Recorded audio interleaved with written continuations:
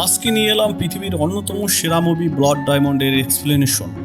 সালমান নামের এক গরিব ছেলে যুদ্ধ বিধ্বস্ত দেশে খুঁজে পায় পৃথিবীর সব থেকে বড় হীরের টুকরো, আর সেটাকে নিজের করার জন্য পুরো দেশের মানুষেরা তার পিছে নেমে পড়ে। শুরু করে এক মারাত্মক ধ্বংসযজ্ঞ। শেষ পর্যন্ত কে এই হীরের মালিক হয়েছে তা জানতে মুভির শেষ পর্যন্ত দেখুন। চলুন শুরু করি। মুভির শুরুতে আমরা আফ্রিকার সিয়েরালিওনের দৃশ্য দেখতে পাই, যেখানে সলমান বেন্ডি নামের জেলে তার পরিবার নিয়ে দিন কাটাচ্ছিল। সলমান তার ছেলেকে স্কুলে পড়িয়ে উচ্চশিক্ষিত করার স্বপ্ন দেখে। এর জন্য সে প্রতিদিন তার ছেলেকে ঘুম থেকে তুলে নৌকায় নদী পার করে স্কুলে নিয়ে আসতো। এমনই একদিন ছেলেকে নিয়ে স্কুলে আসার সময় সলমান দেখতে পায় সিয়েরালিওনের বিদ্রোহী গোষ্ঠীরা তাদের গ্রাম শেষ করে দিতে আসছে। এটা দেখে সলমান তার ছেলেকে নিয়ে দ্রুত তার বাড়ির দিকে দৌড় দেয়। আর দেখতে দেখতে বিদ্রোহী গোষ্ঠীরা গাড়ি থেকে নেমে নিরীহ পাবলিকের উপর গুলি চালাতে থাকে। সলমান তার ছেলেকে নিয়ে গোলাগুলির মধ্য দিয়ে দৌড়াতে থাকে এবং ছেলেকে বড় একটি পাথরের নিচে থাকতে বলে। তারপর সে গোলাগুলির মধ্য দিয়ে দ্রুত তার ঘরের দিকে দৌড় দেয় এবং পিছনের বেড়া ভেঙে ভিতরে ঢুকে।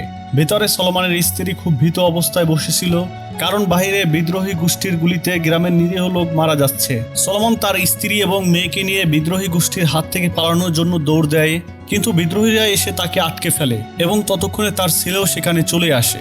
সলমান নিজেকে বাঁচাতে না পেরে স্ত্রী এবং ছেলেকে সেখান থেকে দৌড়ে চলে যেতে বলে। সলমানের স্ত্রী জেসি আর তার ছেলে দিয়া সলমানের ছোট মেয়েটিকে নিয়ে অনিচ্ছা থাকা সত্ত্বেও কাঁদতে কাঁদতে সেখান থেকে যেতে বাধ্য হয়। গ্রামবাসীকে গুলি করে নির্মমভাবে মারার পর বিদ্রোহী নেতা ক্যাপ্টেন পয়সন গ্রামের যুবকদের হাত কেটে ফেলার অর্ডার দেয়। তার আদেশে কয়েকজন যুবকের হাত কাটার পর এবার আসে সলমানের কাছে, কিন্তু ক্যাপ্টেন পয়জন তার হাত কাটতে নিষেধ করে, কারণ সলমান অনেক ভালো স্বাস্থ্যের অধিকারী হওয়ার কারণে তাকে হীরার খনিতে কাজে লাগানো যাবে। এরপর বিদ্রোহী গোষ্ঠীরা গ্রাম থেকে কিছু মানুষকে গাড়িতে তুলে নেয়, যাদের কাজে লাগানো যাবে, মানে তাদের দিয়ে হীরা সংগ্রহ করবে। আসলে আফ্রিকার এই অঞ্চলে আনাচে কানাচে পৃথিবীর মহামূল্যবান হীরা পাওয়া যেত, যার প্রধান কাস্টমার ছিল ইউরোপ সহ পশ্চিমা দেশগুলো। কিন্তু এই গরিব দেশ থেকে একদম কম দামে এইসব হীরা নেওয়ার জন্য তারা সেগুলো বিভিন্ন বিদ্রোহ গ্রুপের মাধ্যমে স্মাগলিং করে নিয়ে আসতো। ফলে এইসব দেশের মানুষেরা ন্যায্য মূল্য তো দূরে থাক, বরং তাদের রক্তের বিনিময়ে এই হীরাগুলো দিতে হতো। হীরা বিক্রির টাকা দিয়ে এইসব দেশের সন্ত্রাসীরা আরো আধুনিক অস্ত্র কিনত, নিজেদেরকে আরো শক্তিশালী করে তুলতে। সিয়েরালিওনের যে হীরার বিনিময়ে প্রচুর পরিমাণে বেআইনিভাবে অস্ত্র আমদানি করা হচ্ছে, সেটা আমেরিকার কংগ্রেসও জেনে যায়। আমেরিকার সিনেটর এবং মন্ত্রীরা জোর দাবি জানায় সিয়েরালিওনের এই ধ্বংসযজ্ঞ থামানোর জন্য। তবে ইউএস নিজেই সিয়েরালিওনের থেকে প্রচুর হীরা আমদানি করে থাকে, আর এই হীরা প্রস্তুতকারী কোম্পানি ছিল বিশাল বড়, তাই কংগ্রেসও এই বিষয়ে বেশি কিছু করার ক্ষমতাও ছিল না। অন্যদিকে ক্যাপ্টেন নতুন ধরে আনা ছেলেদের দিয়ে জোর করে নদীতে হীরা তোলার কাজ করাচ্ছিল। সেখানে তাদেরকে দিয়ে যেমন অমানবিক পরিশ্রম করানো হচ্ছে, এর পাশাপাশি যদি কেউ হীরার টুকরো লুকানোর চেষ্টা করত, তাহলে সাথে সাথে তাকে মেরে ফেলা হতো। এমনই একজন শ্রমিক একদিন ছোট্ট একটা হীরার টুকরা লুকানোর চেষ্টা করলে ক্যাপ্টেন তাকে দেখে ফেলে এবং সবার সামনে তাকে হত্যা করে বসে। সলোমন সহ সেখানে কাজ করতে থাকা সবাই এই দৃশ্য দেখে একদম থমকে দাঁড়ায়। পরের সিনে আমরা দেখতে পাই সেখানে একটা বিদ্রোহ ক্যাম্পের সামনে ছোট একটা প্লেন ল্যান্ড করছে। প্লেন থেকে নেমে আসা একজন আর্মস ডিলার এবং এক ডায়মন্ড স্মাগলার, যার নাম আরসার। এই আরসার বিদ্রোহী গোষ্ঠীকে হীরার বিনিময়ে অস্ত্র সাপ্লাই দিচ্ছে। প্লেন থেকে নেমে এসে দেখা করে এক বিদ্রোহী কমান্ডারের সাথে, যার নাম ক্যাপ্টেন জিরো।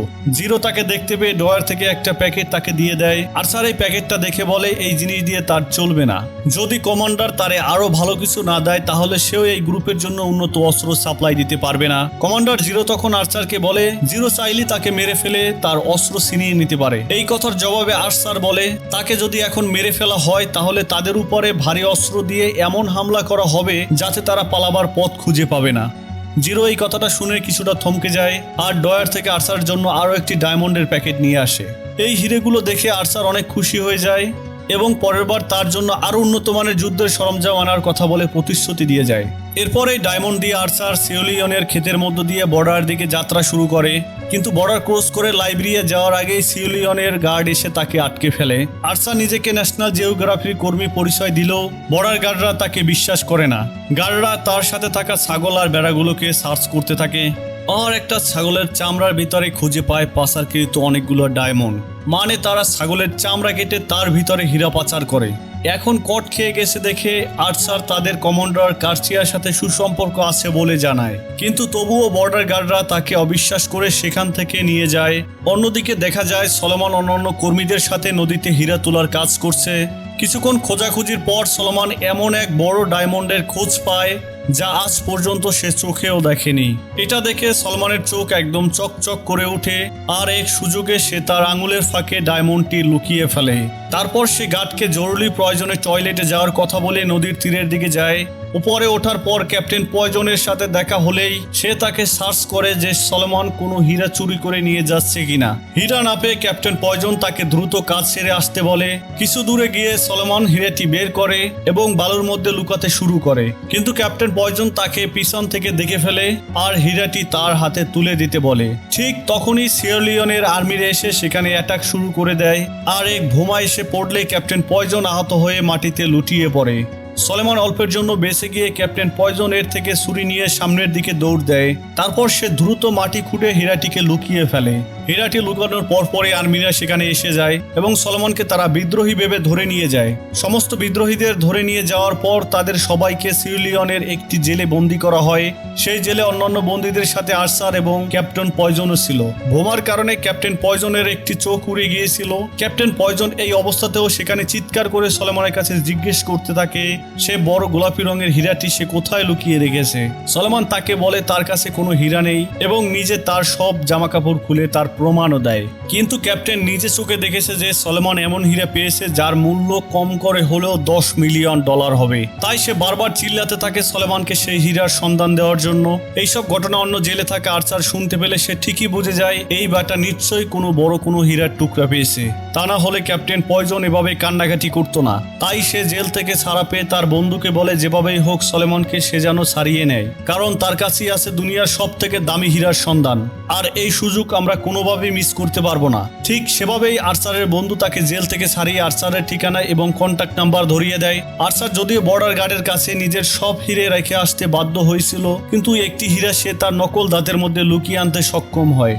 সেই হিরে বের করার পর আর্চার যখন ড্রিঙ্ক করতে যায় তখন তার সাথে পরিচয় হয় একজন আমেরিকান সাংবাদিকের, যার নাম ম্যাডি। নিজেদের মধ্যে পরিচয় বিনিময় করার পর আর্চার জানায় সে বর্তমান জিম্বাবুয়ের নাগরিক। ম্যাডি তখন জানায় আমি তোমার ব্যাপারে আগে থেকেই জানি, কারণ তোমার স্মাগলিংয়ের কথা আগেই পত্রিকায় ছাপা হয়েছিল। ম্যাডি এটাও বলে গত কয়েক বছর ধরে লাইবেরিয়া মিলিয়ন মিলিয়ন ডলারের ডায়মন্ড এক্সপোর্ট করে এসেছে। যেখানে লিবিয়াতে ডায়মন্ডই পাওয়া যায় না, তার পাশের দেশ সিয়েরলিওনে এত ডায়মন্ড থাকা সত্ত্বেও সিয়েরলিওন লিগালি ডায়মন্ড এক্সপোর্ট করতে পারছে না। ম্যাডির ধারণা যে কোম্পানিগুলো লাইবেরিয়াতে ডায়মন্ড স্মাগলিং এর সাথে জড়িত, আর্চার তাদের মধ্যে একজন। সে আর্চারের কাছ থেকে টেলিভিশন স্টোরি নেওয়ার জন্য স্মাগলিং এর তথ্য জানতে চায়, কিন্তু আর্চার তার কথায় পাত্তা না দিয়ে সেখান থেকে ফিরে আসে। অন্যদিকে সলেমন জেল থেকে মুক্তি পাওয়ার পর রিফিউজি ক্যাম্পগুলোতে তার পরিবারকে খুঁজতে থাকে, কিন্তু সে পরিবারকে খুঁজে পায় না, কারণ তার পরিবার সেখান থেকে অনেক দূরে অবস্থান করছিল। এরই মধ্যে সিউলিয়নের সেই বিদ্রোহী বাহিনীরা এসে এবার ধরে নিয়ে যায় সলেমনের বড় ছেলে দিয়াকে। তার মা জেসি অনেক চেষ্টা করেও দিয়াকে আটকে রাখতে পারে না। ওদিকে আর্চার টেপডাউনে চলে যায় কর্নেল কার্জিয়ার সাথে দেখা করতে। কর্নেল কার্জিয়ার অধীনে আর্চার কাজ করছে একজন স্মাগলার হিসাবে। কার্জিয়া আর্চারকে জানায় সিয়েরলিওনের সরকার তাদের কাছে বিশেষ অনুরোধ জানিয়েছে যে বিদ্রোহীদের বিরুদ্ধে তাদের সাহায্য করার জন্য। আর্চারের কাছে এই বিষয়টা ফানি মনে হয়, কারণ তারা নিজেরাই বিদ্রোহীদের কাছে অস্ত্র বিক্রি করে। আলাপের শেষে ক্যাপ্টেন আর্চারকে বলে তুমি অনেকদিন থেকেই আমার সাথে কাজ করছো, এই সময় আমি তোমাকে অনেক কিছু শিখিয়েছি, অনেক ভালো সোলজার বানিয়েছি, কিন্তু তুমি সেটা যথার্থই মর্যাদা দেওনি, কারণ তুমি সেই পিঙ্ক ডায়মন্ডের কথা আমাকে জানাওনি। আর্চার কার্তেজিয়াকে বলে সেই ডায়মন্ড আমার কাছে নেই, যদি সাথে থাকতো তাহলে সে সাথে সাথে এই মহাদেশ ছেড়ে চলে যেত। কর্নেল আর্চারকে বলে যে পরিমাণ হীরা আর্চার হারিয়েছে তাতে ওই ডায়মন্ড তাকে এনে দিতেই হবে। যদি সে না এনে দিতে পারে তাহলে এই পৃথিবী থেকে তার নাম চিরতরে মুছে দেবে। মানে বুঝতেই পারছো আর্চার এই ডায়মন্ড নিয়ে যাও একটু আশা ছিল, তাও গেল এবার। এদিকে কর্নেলের সাথে দেখা করার পর আর্চার সলমনকে খুঁজে বের করে, কিন্তু তার কাছে গিয়ে ডায়মন্ডের ব্যাপারে জিজ্ঞেস করতেই সে একটি বাসে উঠে পালিয়ে যায়। অন্যদিকে বিদ্রোহী বাহিনীর ধরে নিয়ে যাওয়া শিশুদের সোলজার ট্রেনিং দেওয়া হয়। সলমনের বাচ্চা দিয়ে সহ বাকি বাচ্চাদের রাইফেল ধরিয়ে দেওয়া হয় এবং তাদেরকে যুদ্ধের ট্রেনিং দেওয়া হয়। এমনকি সেই এক চোখ হারানো ক্যাপ্টেন পয়জন তাদেরকে দিয়ে মানুষ হত্যাও করিয়ে নেয়। সলেমনের ছেলে দিয়া এই ঘটনাগুলো সরাসরি ফেস করার পর অনেক ডিপ্রেস হয়ে পড়ে। তখন ক্যাপ্টেন এসে বলে দিয়া এখন থেকে বিদ্রোহ বাহিনীর সদস্য। সেই সাথে সাথে তাদেরকে ড্রাগস ও অন্যান্য খারাপ কাজের সাথে মিশিয়ে এই বিদ্রোহীরা কোমলমতি শিশুদের বানিয়ে ফেলে মনস্টারে। ইতিমধ্যে সিয়েরলিওনের সরকারের সাথে বিদ্রোহীরা এক গৃহযুদ্ধের দিকে আগাতে থাকে, যার ফলে শহরে শহরে বিদ্রোহীরা হামলে পড়ে আর্মিদের উপর। এরই মধ্যে আর্চার চলে যায় সলেমনের সাথে দেখা করতে। আর্চার সলেমনকে সেই হীরের ব্যাপারে জিজ্ঞেস করতে থাকে, কিন্তু সলেমন কোনো প্রশ্নের উত্তর না দিয়ে সেখান থেকে পলাতে চায়। তখন আর্চার যখন তাকে বলে সে সলেমনকে তার হারিয়ে যাওয়া ফ্যামিলিকে খুঁজে দিতে পারবে, তখন সলেমন থমকে দাঁড়ায়। আমার অনেক সোর্স আছে তোমার পরিবারকে বের করার, জাস্ট তুমি আমাকে সেই হীরার সন্ধান দাও, দুজনে 50-50 ভাগ করে নেব, আর তুমিও তোমার পরিবারকে পেয়ে যাবে। এইসব কথা শুনে সলমান যখন তার কথায় রাজি হচ্ছিল না, ঠিক তখনই বিদ্রোহীদের এক গ্রুপ সেখানে এসে পড়ে আর চারদিকে প্রচন্ড গোলাগুলি শুরু করে দেয়। পুরো জায়গাটা বিদ্রোহীদের গুলিতে অসংখ্য মানুষ মারা যায়। এর মধ্যে আরসার আর সলেমন কোনো মতে গাড়ির ফাঁক ফোকর দিয়ে গুলি এড়িয়ে ছুটতে থাকে। ইতিমধ্যে কিছু আর্মিদের সাথে বিদ্রোহীদের সাথে যুদ্ধ শুরু হয়ে যায়, কিন্তু বিদ্রোহীরা এতটাই পাওয়ারফুল ছিল যে আর্মিরাও তাদের হামলা খেয়ে পরাজয় মেনে নিতে থাকে। এভাবেই দিন গড়িয়ে রাত নেমে আসে, আর তখন পর্যন্ত আরসার আর সলেমান ভেগেই যাচ্ছে। এই সময় বিদ্রোহী বাহিনীর আগুন জ্বালিয়ে পার্টি করছিল, তখন আরসার আর সলেমান সুযোগ বুঝে সেখান থেকে পালিয়ে যায়। তারা আসলে পাড়ি জমিয়েছে সেই হীরার খোঁজের সন্ধানে। যাবার পথে দেখতে পায় দুজন বিদ্রোহী যাওয়ার একমাত্র পথ আটকে ফেলেছে। তখন আরসার তাদের থেকে পড়ে থাকা এক বিদ্রোহীর মাথার ক্যাপ খুলে নিয়ে আসে এবং সলমানকে পরিয়ে দেয়। সে সলমানকে বলে বিদ্রোহীদের মতো অভিনয় করতে, যাতে তারা বুঝতে পারে সলমান তাকে বন্দি করে নিয়ে যাচ্ছে। সলমান সেভাবেই তাকে নিয়ে সামনের দিকে এগোলে দুজন বিদ্রোহীদের সাথে তাদের দেখা হয়। সেই দুজন আরসারকে নিয়ে মজা করা শুরু করলে হুট করেই আরসার পিস্তল বের করে তাদেরকে গুলি করে মারে, আর বিনা বাধায় সেই ব্রিজ পার হয়ে যায়। রাজধানী ফ্রিটন থেকে পালানোর পর আরসার সলেমানকে নিয়ে একটি রিফিউজি ক্যাম্পে আসে। সেখানে আরসার অন্য এক সাংবাদিকের মাধ্যমে ম্যাডির কাছে খবর পাঠায় আরসারের ম্যাডিকে দরকার, কারণ সলেমানের ফ্যামিলি কোন রিফিউজি ক্যাম্পে আছে সেটা তার জানতে হবে। আর ম্যাডি টপ সাংবাদিক হওয়ার কারণে ইউএন এর ডাটাবেজের সব অ্যাক্সেস তার কাছে আছে। ম্যাডি আসার পর আরসার তাকে সব খুলে বলে। প্রথমে ম্যাডি রাজি হতে চায় না, তারপর আরসার বলে যদি তুমি এই হেল্প করো তাহলে আমি তোমাকে প্রমাণ সহ এই পুরো ডায়মন্ড স্মাগলিং এর স্টোরি দেব। এই লোভনীয় কথা শুনে সে রাজি হয়ে গেলে তারা বেরিয়ে পড়ে সলমানের পরিবারকে খোঁজার জন্য। অবশেষে তারা সেই কাঙ্ক্ষিত রিফিউজি ক্যাম্পে যায়, আর সেখানে অনেক খোঁজাখুঁজির পর সলমান তার পরিবারের সাক্ষাৎ পায়। সলমান তার স্ত্রী এবং মেয়েকে দেখে কেঁদে ফেলে, আর স্ত্রী জেসিও কাঁদতে থাকে। এরপর সলমান তার ছেলে দিয়াকে দেখতে না পেয়ে জিজ্ঞেস করে আমার ছেলে কোথায়। তখন তার স্ত্রী কাঁদতে কাঁদতে জবাব দেয় বিদ্রোহীরা দিয়াকে ধরে নিয়ে গেছে। সলমান এটা শুনে পাগলের মতো হয়ে যায়, আর আমার ছেলে কোথায়, আমার ছেলে কোথায় বলে রিফিউজি ক্যাম্পের লোহার বেড়াটা ধরে টানতে থাকে। ক্যাম্পের গার্ড এসে সলমানকে সরানোর জন্য বন্দুক দিয়ে তার মাথায় একটা বাড়ি মারে। এই অবস্থা দেখে আরসার তাকে সেখান থেকে সরিয়ে নিয়ে যায়, না হলে গার্ডরা সলমানকে শুট করে দিবে। এদিকে সলমান তার স্ত্রীকে নেওয়া ছাড়াই আবারও ফিরে যেতে হয়, কারণ যুদ্ধবিরতি না হওয়া পর্যন্ত কোনো লোককে রিফিউজি ক্যাম্পের লোকেরা ছাড়বে না। ফিরে যাওয়ার সময় সলমান আরসারকে সেই পাহাড়গুলো দেখায় যেখানে সে হীরাটা লুকিয়ে রেখেছে। ম্যাডিকে আরসার এই কথাটি তখনও জানায়নি। সলমান আরসারকে হীরার কথা প্লেনে বলার পর ম্যাডি এই কথা জানতে পারে। ফিরে যাওয়ার পর আরসার সলমানকে নিয়ে হীরার দিকে যাওয়ার জন্য প্ল্যান সাজাতে থাকে। এজন্য তাকে আগে কর্নেল কানসিয়ার আস্তানায় গিয়ে কিছু ডকুমেন্ট আর অন্যান্য জিনিসপত্র আনতে হবে। সে নিজেকে একজন সাংবাদিক আর সলমানকে ক্যামেরাম্যান সাজিয়ে সেদিকে যাত্রা শুরু করতে চায়, কিন্তু ম্যাডি ব্রাউন এবার আর তাদের সাহায্য করতে চায় না, কারণ সলমানের ফ্যামিলির এই দুঃখভরা স্টোরি লিখলেও সেটা কারোর জন্য অতটা গুরুত্ব পাবে না, কারণ মানুষ নতুন কিছু চায় যেটা চারদিকে একটা হইচই ফেলবে। আরসার তখন ম্যাডি ব্রাউনকে বলে কিভাবে সে হীরা পাচার করার পর লাইবেরিয়া সেই হীরাগুলোকে বাজারজাত করত। সে এও জানায় হীরাগুলোকে কিভাবে আন্ডারগ্রাউন্ড ওয়ার্ল্ডে রেখে মার্কেটে হীরা সংকট তৈরি করে হীরার দাম বাড়ানো হয়। প্রুফ হিসাবে আরসার তার পকেট থেকে একটা বই ম্যাডিকে দেয়, যেখানে ব্যাংক অ্যাকাউন্ট নাম্বার এবং অন্যান্য তথ্যগুলো আছে, কিন্তু ম্যাডিকে এই স্টোরি পাবলিক করতে হবে আরসার আর সলেমান মিলে সেই হিরে উদ্ধার করার পর। আর আরসার যদি হিরে উদ্ধার করতে ব্যর্থ হয় তাহলে ম্যাডির যখন ইচ্ছে তখন স্টোরি পাবলিক করতে পারবে। এইসব কথা শুনে ম্যাডি আরসারের প্রস্তাবে রাজি হয়ে যায়। পরদিন আরসার সাংবাদিক, সলেমান ক্যামেরাম্যান সেজে ম্যাডিকে নিয়ে একটা বাসে করে রওনা দেয়। তাদের বাস সামনে কিছু উল্টানো গাড়ি আর সামনে কিছু আহত মানুষদের দেখে থেমে যায়। সবাই যখন বাস থেকে নেমে যায় তখন সলমান নিচে নেমে একটি আহত বাচ্চাকে কোলে তুলে নেয়, কারণ এই বাচ্চাকে দেখে তার দিয়ার কথা মনে পড়ে গিয়েছিল। ঠিক তখনই অপর দিক থেকে বিদ্রোহীদের একদল এসে গোলাগুলি করে দেয়। সবাই দ্রুত হুড়মুড়িয়ে বাসের দিকে যেতে থাকে, কিন্তু বাসে থাকে একদল লোক সলেমানকে ভিতরে ঢুকতে দিতে চায় না।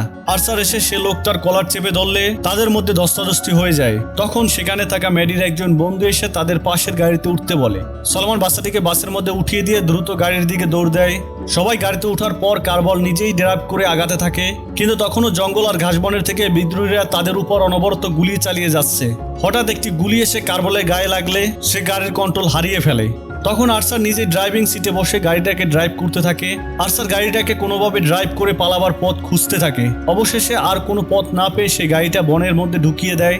জঙ্গলের উঁচু নিচু পথ, অনেক গাছপালা ভেঙে গাড়িটা একটা খাদের কাছে গিয়ে আটকে গেলে তারা প্রাণে বেঁচে ফিরে। এরপর জঙ্গলের মধ্যে দিয়ে তারা হাঁটতে হাঁটতে যখন সামনের দিকে আগাতে থাকে তখন তাদের সাথে দেখা হয় কয়েকজন লোকাল মালয়েশিয়ার সাথে। লোকগুলো তাদেরকে দেখে প্রথমে তাদের দিকে হামলা করতে চায়, তবে সলোমন লোকগুলোকে নিজের ভাষায় বোঝালে আর ম্যাডি তাদেরকে ছবি তোলার লোভ দেখিয়ে কোনোভাবে নিজেদের প্রাণ বাঁচায়। এটা ছিল প্রথম পর্ব। দ্বিতীয় পর্ব খুব শীঘ্রই আসছে।